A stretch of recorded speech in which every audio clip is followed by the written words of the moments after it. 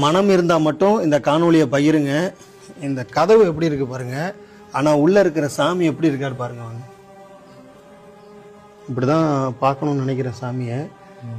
அந்த வஸ்திரம் எவ்வளோ பெருசாக இருக்கோ அவ்வளோ பெருசு. பார்த்தீங்கன்னா சாமி உள்ளே இருக்காரு.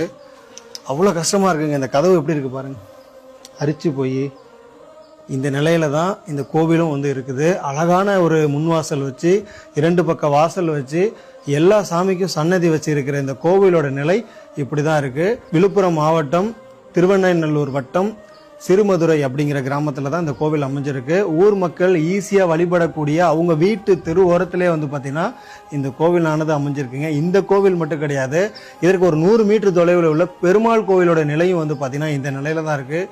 தயவு செஞ்சு கோவில் இல்லாத ஊர்களில் குடியிருக்க வேணாம்னு சொன்னாங்க. ஆனால் இப்படி குடியிருக்கிற ஒரு தெருவில் இருக்கிற இந்த கோவிலை இந்த நிலையில வந்து நம்ம வச்சிருக்க கூடாதுங்கிற முழு எண்ணத்தோட இந்த காணொலியை பகிர்றேன். தயவு செஞ்சு பார்க்குற ஒவ்வொருத்தரும் முழு மனதோட அடுத்தவங்களுக்கு பகிருங்க. இப்படி ஊர் அறிய ஆரம்பிச்சிச்சுன்னா இந்த கோவிலோட நிலை மாறுங்கிறதுனால தான் இந்த காணொலியை வந்து நம்ம வந்து பகிர சொல்லுறோம். எந்த நிலையில இருக்கு பாருங்க இந்த கோவிலோடைய ஒரு நிலைமை. ரொம்பவும் வந்து பார்த்தீங்கன்னா ரொம்ப ஒரு மோசமான ஒரு நிலையில தான் இருக்கு. ரொம்ப இயற்கை சூழ்ந்த ஒரு இடத்துலையும் கூட இந்த கோவில் வந்து அமைஞ்சிருக்கு.